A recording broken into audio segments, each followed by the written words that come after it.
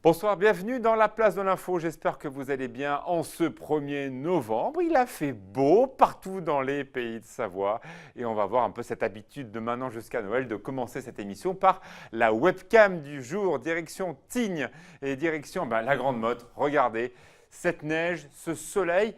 Quand même quasiment cette chaleur Thierry Paul. Aujourd'hui, à 15 heures, les températures étaient largement positives, même à cette altitude, alors qu'il faisait plutôt frais en bas. Oui, il faisait plus frais en bas qu'en haut. Il valait mieux monter en montagne. Il faisait beaucoup plus doux. Je crois qu'on était jusqu'à 17 degrés à Tignes. Peut-être pas sur à les 2100, glaciers. Mais moi, on a relevé donc là, en ce 1er novembre à 14 heures, 13 degrés à 3000. C'est beaucoup quand même. C'est Au énorme. soleil. Bon. Au soleil, c'est énorme. Mais il faut bien en profiter. Ça va changer? Ça va changer. Froid ou neigeux ou sec? Un peu de tout. On va avoir un peu de tout ça. En fait, on va directement tomber dans l'hiver, je pense assez brutalement. D'accord. Ça va durer ou c'est un petit passage? Non, comme ça a l'air pour de dire durer un peu, en tout cas toute la semaine prochaine. Ma question est toute simple. Est-ce qu'il faut qu'on aille installer nos pneus neige? Oui. Ah, carrément. Non, c'est La vrai? réponse est aussi simple. Si on habite à 600-700 mètres comme chez vous, il faut mettre les pneus neige. Oui, je pense, oui. Mais attendez, c'est important ça. Voilà, Fanette, vous avez mis les pneus neige? Je les ai pas enlevés. C'est plus simple, c'est comme ça. Il faut faire comme ça. Non, sérieux, c'est vraiment un gros coup pour deux d'hiver? raisons, parce qu'on voit effectivement qu'on a l'arrivée de l'hiver avec de la neige qui pourrait tomber assez basse, assez basse altitude. Bon, les sols sont pas très froids, donc c'est pas nickel. Non, ils sont chauds, à 13 degrés aujourd'hui en ce 1er novembre à la Grande Motte. Mais il ne faut pas oublier qu'il vaut mieux prévenir que guérir. Oui, voilà, merci beaucoup, le conseil de monsieur assureur. Voilà. Notre invité ce soir, c'est une marmotte, a priori, mais non, c'est un généalogiste. Il est avec nous. Merci beaucoup, Luc Assous. Toute la semaine est consacrée aux familles dans les pays de Savoie. On va apprendre ensemble à faire un arbre généalogique. Si vous habitez les pays de Savoie, si vous êtes du coin ou pas, les réponses à vos questions dans quelques instants. Bonjour Fanette. Bonjour Alexis. La rédaction est là aussi en ce 1er novembre. La technique aussi. Premier sujet, bien sûr, la Toussaint. Voilà, donc il y aura quelques images des traditionnels marchés aux fleurs, puisque c'est une tradition qui perdure. Mais il y a aussi des nouveautés dans l'actualité funéraire, si on peut dire. À Chambéry, ils ont installé une borne électronique devant l'entrée du cimetière pour retrouver les tombes plus facilement. Donc on verra comment ça marche. Deuxième reportage, je pensais qu'on était le 1er avril et non le 1er novembre. Emmanuel Chaude est allé faire un reportage chez un collectionneur de lanternes. Voilà, qu'est-ce que c'est ce sujet? C'est des portraits signés Emmanuel Jaude. Il est allé rencontrer ce collectionneur qui est menuisier à la ville et qui, depuis quelques années, collectionne les lanternes. Il en a plus d'une centaine. Il habite à Groisy. Il est très connu pour ça. Et il a même participé à certains films parce que sa collection intéresse. Il frotte sa lampe, forcément. Je vous laisserai voir avec Manu. On verra ce reportage. On verra ça dans 27 minutes. C'est la place de la foi tout à l'heure.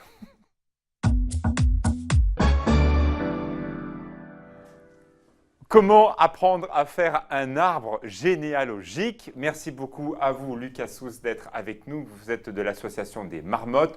En ce 1er novembre, on se recueille bien sûr sur les tombes des défunts, mais parfois aussi on essaie de reprendre le fil de sa propre histoire. Je suis allé voir votre site en ce 1er novembre, c'est incroyable.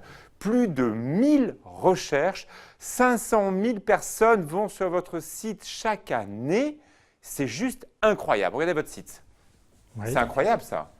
Quel succès! Oui, tout à fait. On a commencé il y a 12 ans avec quelques personnes. Alors, on voit votre site, on voit les personnes qui vont aider si vous souhaitez donc rechercher les cousins savoyards, par exemple, partis en Argentine, par exemple, partis en dehors du territoire. Il y a évidemment l'association qui est française et vous, les Savoyards, avec tous ces gens-là qui sont capables de vous aider à retrouver des branches de votre famille. Alors, première question, est-il plus facile de trouver donc ses origines si on est savoyard entre guillemets de souche ou pas? Non, pas plus facile. Avec les moyens Internet maintenant, on arrive à trouver des associations qui s'occupent des recherches, mais nous avons une particularité très exceptionnelle, ça doit être 10 ou 12 associations en France, où l'on met les actes en photo en même temps que les saisies que l'on fait, ce qui fait qu'à partir d'un patronyme, on retrouve nos saisies et en plus, on a la photo de l'acte qui peut s'afficher à la suite. Alors, c'est vrai qu'il y a ces éléments que l'on voit. Il ne faut quand même pas oublier aussi qu'on a la chance d'avoir à la conservation du patrimoine, et notamment à Chambéry, les Mapsardes. Donc, on a quand même aussi un relevé qui est assez juste et qui nous remonte jusqu'à très loin. C'est une chance, hein, toutes les régions n'ont pas ce type de document. Donc on arrive à récupérer assez facilement les patronymes.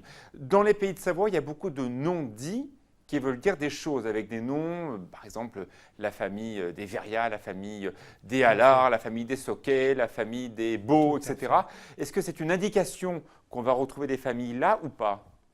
Pas forcément, parce que les familles ont beaucoup voyagé, même si au départ, initialement, les familles étaient dans un berceau bien particulier, dans un lieu-dit ou un village. Par la suite, le plus vieux restait sur place parce qu'il héritait des terrains, mais après, la famille se dispersait. Alors, on a la chance, bien sûr, en Haute-Savoie, d'avoir aussi ces archives. On voit hein, les actes d'état civil, mais l'état civil en France, eh bien, faut-il que la Savoie soit française? Ça date que de 1860. Donc, avant, comment on fait pour retrouver les actes civils? On le trouve sur les registres paroissiaux, notamment. Et c'était aussi fiable que les actes nommés sous la République? Alors tout à fait, mais il faut savoir qu'il y a quelques anecdotes. On a retrouvé notamment des courriers de l'évêque qui tensaient certains curés qui ne remplissaient pas ces registres de manière convenable. Et donc, sur certaines communes, on ne trouvait pas ce qu'on voulait. Alors, un bon moyen aussi de savoir d'où vous venez, hein, si vous cherchez comme ça votre identité, votre filiation, c'est aussi l'acte de mariage. Parce que forcément, c'est le croisement de gens qui ne sont pas des mêmes familles. Et donc, on peut remonter comme ça son arbre. Pour faire une généalogie, le plus simple dans un premier temps, c'est de passer par les mariages. Parce que dans un acte de mariage, on a tout de suite les deux conjoints et les parents de chaque côté. Donc déjà 4, 4 x 4, 16, et puis après on avance plus vite. Donc 4 x 4, ça ne fait pas 16. Alors évidemment, quand on parle de son arbre, c'est pour retrouver des ascendants. Il faut le rappeler, les Savoyards ont énormément émigré partout dans le monde, on en retrouve partout. C'est pour ça que peut-être votre site est plus consulté que d'autres régions où les gens sont restés plus dans le coin. Tout à fait. Nous avons des adhérents au monde entier et des connexions monde entier. C'est-à-dire que nous avons des adhérents en Australie aussi bien qu'en Argentine ou au Canada et des connexions depuis la Russie jusqu'en Afrique ou au Canada. On voit, il y a un espace de consultation. Vous pouvez donc juste consulter ou être adhérent du site parce qu'on a besoin aussi un petit peu de sous pour... On n'a pas besoin d'être adhérent pour consulter ni le site ni le forum. Le forum est gratuit et le site, vous avez droit à 30 recherches gratuites. D'accord. Et au-delà de 30, il faut payer combien? Voilà, 6 € par an. Donc, bon, ça va. En Pays de Savoie, on a énormément de personnes qui ont un patronyme en nom composé. Tout à fait. Ça vous aide ou pas? Oui et non. Ça permet de cibler un peu les familles parce que souvent le nom composé provient du nom de l'épouse et du nom du mari. Et du coup, ça permet de retrouver. Mais c'est souvent des familles. Enfin, nous avons quelquefois des familles qui ont des noms composés avec en plus des dits quelque chose. On est là pour vous aider. Si vous souhaitez faire votre arbre généalogique, on a un généalogue qui est avec nous. Voilà, donc c'est vrai, Luc, vous êtes très connu évidemment à Annecy, vous étiez élu également à Crangevrier. Quand on parle de ces recherches, c'est très tendance aujourd'hui. Les gens ont besoin de savoir d'où ils viennent. On a toujours un résultat ou c'est pas sûr qu'on arrive à remonter les arbres? Alors tout dépend de ce qu'on appelle remonter, parce qu'on arrive toujours à remonter, mais après la période peut être différente de l'un à l'autre. C'est très variable ou globalement on arrive à remonter jusqu'à la Révolution plus ou moins? Non, c'est très variable, ça peut remonter à la Révolution comme ça peut remonter à 1650. D'accord. Donc il y a tout. En plus de ça, on Pour a vous, aussi... vous êtes content si quoi? Si on arrive à remonter au-delà de la Révolution? Non, le principal, le chercheur doit se faire plaisir. Il doit faire plaisir à sa famille. C'est un travail collectif de la famille et le chercheur lui-même, c'est un travail d'enquête. Une autre question importante, est-ce que les personnes qui ont une particule sont plus faciles à retrouver? Je pense bien sûr à la famille de Menton, mais il y en a plein d'autres. Alors eux, ça fait 1000 ans qu'ils sont au château, donc on sait plus ou moins où ils sont évidemment dans cette région. D'ailleurs, c'est la famille de Menton, Olivier de Menton est décédé il y a quelques jours. Est-ce que dans d'autres familles où il y a une particule, on se dit tiens, voilà, il y a un titre nobiliaire, il y a un patrimoine, donc ils sont restés par là? Tout dépend de la particule, à quelle époque elle a été donnée, mais effectivement, quand c'est une noblesse assez ancienne, là, c'est relativement facile à trouver. Mais ce qui m'a fait créer l'association et le site, c'est justement pour tous les gens qui n'ont pas de particules. Qui n'ont pas de particules et qui veulent sont retrouver à retrouver. Voilà. D'accord. Est-ce qu'on retrouve aussi d'autres choses? Je pense notamment aux enfants qui sont partis ailleurs, qui se sont remariés, qui ont quitté le territoire. Tout à fait. Les vies de famille sont parfois complexes. Hein. Tout à fait. Par exemple, on a un exemple, nous, d'une famille qui s'est retrouvée, une personne dont les parents sont partis en Argentine, même les grands-parents, et qui a été contactée par un généalogiste des marmottes. D'accord. Et ils sont contactés, ils se sont retrouvés cousins, et du coup, ils se voient régulièrement, soit ici, soit en Argentine. Et la dame a retrouvé un de ses vieils oncles à Sévrier. Vous allez rester avec nous, on va avoir un petit peu de publicité. Surtout, on va faire le point avec cette météo de Thierry Paul qui annonce l'arrivée de l'hiver. Je ne m'attendais pas à ça. Aujourd'hui, on se 1er novembre, mais ça a l'air de changer vraiment les prochains jours. Ma toute dernière question, c'est une énorme mode depuis 2 ou 3 ans. Ces grandes cousinades. Alors, ce n'est pas trop notre culture à nous. Hein. C'est très clairement l'ouest de la France qui fait ces grands rassemblements de gens qui portent le même patronyme de la même branche. Est-ce que ces photos, est-ce que ces gens qui ne se connaissent pas et qui se retrouvent à 200, 300 personnes au même endroit, ça peut vous aider ou pas? En règle générale, le travail est déjà fait. Oui. Donc on ne peut rien en tirer de plus. Voilà, on a eu l'occasion cette année d'avoir un adhérent, Bernard, qui a fait une cousinade comme ça avec 600 personnes. Oui. Voilà, en ayant fait sa généalogie. Mais est-ce qu'on peut vous aider? Est-ce que parfois, parce que dans les fermes des pays de Savoie, il y a parfois des actes qu'on ne connaît pas forcément. Bon, on a la chance, encore une fois, d'avoir des archives parfaites en Savoie et en Haute-Savoie, mais est-ce qu'il ne manque pas des pièces parfois? Si, il manque certains registres qui ont été égarés lors de révolutions ou de changements ou de feux ou de quoi que ce soit. Et si on a demandé à nos adhérents s'ils retrouvent un registre comme ça, de nous l'apporter pour qu'on le donne aux archives départementales. En montagne, plutôt en plaine qui vous manque? Plutôt non, c'est très mitigé. Il y a des communes de plaine et il y en a en montagne, mais ça peut arriver. Et puis s'il y a des actes aussi isolés qui ont été déchirés, qui ont été emmenés, donc à ce moment-là, soit nous les numériser et nous les envoyer, soit nous donner l'acte. Mais de toute façon, on ramène tout aux archives. Bien sûr, comme ça on aura une vision globale des Savoies. Voilà, c'était passionnant, Luc. Merci beaucoup. On va accueillir dans quelques instants Serge Delémontex qui a planché sur ces grands noms des familles savoyardes qui ont créé des entreprises. Il les connaît parfaitement. C'est juste après la pub. De retour dans la place de l'info, nous parlons des grandes familles. Nous allons parler de transmission d'entreprise avec Serge Delémontex qui nous a rejoint. Bonsoir Serge. Alors Thierry, on regarde d'abord la météo pour demain. Hop là, je m'en vais. On regarde ça ce mercredi. Ça donne quoi? Alors ça là, une petite perturbation qui va nous traverser, mais alors vraiment très atténuée. Donc elle va juste donner des nuages, des passages nuageux tout au long de cette journée. Les températures sont pas mal encore. Les températures vont rester encore correctes, c'est pas encore maintenant que ça va baisser. Parce qu'il a fait doux ce mardi 1er novembre. Tout à fait, et ça va continuer encore mercredi. On reste dans de l'air relativement assez doux, jusqu'à la fin de la semaine d'ailleurs. C'est vraiment dans la nuit de samedi à dimanche que le déclic va se faire, on va dire. Voilà, qu'il y a une bascule, et on va vraiment retrouver des températures froides à partir de dimanche, et surtout pour la semaine prochaine, avec, comme je vous l'ai dit tout à l'heure, probablement l'arrivée de la neige à assez basse altitude. Enfin, pour l'instant, les modèles le montrent comme ça. Ça peut encore évoluer. J'aimerais bien qu'on fasse un point précis quand même demain et après-demain. Vous êtes très nombreux à ne pas avoir encore installé les pneus neige. On le sait, là où il y a le plus d'accidents, ce sont ces premières neiges qui glissent énormément. On fera un point demain et après-demain là-dessus? On peut. Super, merci beaucoup Thierry. Un programme à ne pas manquer sur 8 Mont Blanc, savoureuse campagne. Et après, on retrouve Serge Delémontex. Torrents et lacs fournissent à la table savoyarde du poisson frais, une véritable ressource alimentaire très présente et prisée dans la région, et dont Eric, en tant que chef passionné, a plaisir à cuisiner. Une petite visite s'impose alors dans l'une des poissonneries.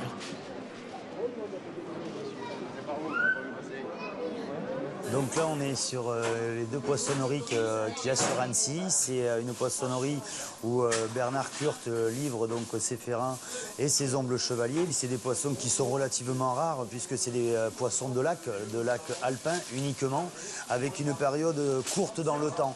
On a une période de 6 mois d'activité. C'est des poissons que l'on trouve exclusivement en Haute-Savoie. Oh, notre copain Eric Probalski, le chef des 13 hommes, qui a fait un très beau reportage dans TF1. C'était samedi samedi, grand reportage avec un gros portrait d'Éric Provalski. Merci beaucoup Serge d'être avec nous. Alors, ces entreprises savoyardes, évidemment, elles sont très souvent tenues par des familles. Est-ce qu'elles arrivent à transmettre leur patrimoine de génération en génération? Alors, effectivement, moi j'ai voulu, on parle de généalogie, j'ai voulu parler de transmission sous l'angle économique et je me suis posé la question de l'enjeu que représente de transmettre une entreprise familiale. On a des très très beaux exemples dans nos pays de Savoie, bien sûr. On a Tivoli, Opinel, Maped, Botanique et bien sûr Fournier, Mobalpa que je vais prendre en exemple. Mais pourquoi je voulais vous parler de ça? C'est parce qu'en fait, en France, on a 83% d'entreprises familiales. Ça représente 27% de l'emploi qui est créé chaque année en France et c'est un enjeu majeur parce que qui dit baby boom dit que dans les 10 ans à venir, plus de la moitié des dirigeants vont transmettre leur entreprise. Et dans les entreprises familiales, c'est très important parce qu'une entreprise familiale, elle est difficilement délocalisable. Oui. C'est vrai que, et je voulais prendre l'exemple de Fournier et Mobalpa, on l'a bien connu dans les années 80, Paul Fournier, PDG à cette époque-là, décide de construire une grande usine. Ça va être la grande usine qu'on trouve à l'entrée de Thônes. Oui. Mais tous ses conseillers lui disent, il faut quitter, c'est le bon moment pour quitter cette vallée de Thônes et se rapprocher de l'autoroute, bien sûr. Et lui, qu'est-ce qu'il a répondu? Typiquement, et c'est pour ça que l'entreprise familiale est importante, il a dit, je suis de Thônes, je reste à Thônes. Ça donne quoi? Au bout du compte, ça donne 1000 emplois en ce moment qui sont restés dans nos pays de Savoie et qui seraient peut-être en bordure d'autoroute à Mâcon ou à Châlons. Alors, ce 83% d'entreprises détenues par des familles, c'est beaucoup, pas beaucoup par rapport aux autres pays? Alors, c'est plus que la moyenne européenne. Par contre, le vrai problème, il se situe dans la transmission parce qu'il n'y a sur ce grand nombre d'entreprises que 14% d'entreprises qui se transmettent de génération en génération, alors que dans le même temps, en Allemagne, on va avoir 51% de ces entreprises et 70% en Italie. Quelles en sont les raisons fiscales? Eh oui, bien sûr. Principale raison, c'est le coût fiscal. Une entreprise, en gros, on va dire 10 millions pour faire simple. En France, transmission, elle va coûter 4 millions quand elle va coûter 2 millions en Allemagne et 2 millions au Royaume-Uni. Donc ça, c'est un vrai frein. Puis il y a un deuxième frein, c'est le cas où il y a des héritiers, plusieurs héritiers, parce qu'il va y avoir un héritier qui va récupérer l'entreprise, mais il va avoir des associés, des frères et des sœurs qui seront des actionnaires passifs. Et pour eux, ils n'auront pas le même intérêt. Et non, l'enjeu n'est pas le même. Et donc, du coup, eux, ils vont peut-être réclamer de l'argent et du coup, ça va diminuer le potentiel d'investissement de l'entreprise. On avait parlé tout à l'heure avec Lucas Sousse qui est avec nous, qui est donc un généalogiste. J'arrive pas à le dire. Généalogiste. Est-ce que les mariages parfois peuvent interférer dans ces transmissions d'entreprises? Ça peut arriver aussi. Mais c'est exactement toujours la même histoire. Dès qu'il y a diffusion du patrimoine, ça devient beaucoup plus compliqué pour l'investissement. Il faut faire des pactes de famille. Alors, il y a le pacte Dutreil qui aide à mettre en place tout ça, mais c'est vrai que ça peut être un frein. Et il y a un deuxième frein, c'est souvent le dirigeant qui va s'accrocher à son poste. Il faut se méfier du syndrome de vouloir mourir en scène, Molière. Oui, c'est ou vrai Dalida. On a des dirigeants. Aussi ça. Oui, ou Dalida. Dalida. On a des dirigeants qui, ça fait marrant de les comparer, mais c'est vrai qu'ils peuvent avoir 75, 80 ans, ils sont toujours à leur poste. Donc en fait, moi je vous propose, juste pour terminer, les 5 pièges à éviter pour une bonne transmission d'entreprise. En 1 minute, le premier piège à éviter, c'est ne pas remettre le sujet au lendemain. Attention, il faut anticiper, c'est à 50 ans qu'un dirigeant doit commencer à penser à sa transmission. Deuxième piège, ce serait de laisser les autres décider. Non, il faut décider soi-même et demander si les enfants souhaitent reprendre. Troisième piège, choisir un enfant par affection. C'est pas comme ça que ça se passe. On n'est jamais objectif sur ses enfants. Le 4e piège, ce serait d'ignorer la famille. Attention, on le disait, le pacte de famille, l'actionnariat, c'est important. Et puis le 5e piège, il ne faut pas chercher à payer moins d'impôts parce que ça, c'est toujours un très mauvais choix. Il faut d'abord regarder les bonnes décisions en se penchant sur l'humain et sur le stratégique. Et donc, moralité de cette chronique, il faut espérer que nos entreprises familiales le resteront, familiales, mais pas à n'importe quel prix parce que c'est un véritable enjeu pour l'emploi. On sent votre passion pour le monde dans l'entreprise et ses décideurs. Merci beaucoup Serge Delementex, merci beaucoup Luc Assous. On l'a dit tout à l'heure, si vous voulez faire votre arbre, tout simplement le site de l'association Les Marmottes. Tout à fait, www.lesmarmottesavoie.fr. Voilà. Merci beaucoup, bonne soirée. On retrouve tout de suite Fanette de Buisson et Thierry Paulme. On va parler un peu de cette neige qui commence à arriver début de semaine prochaine.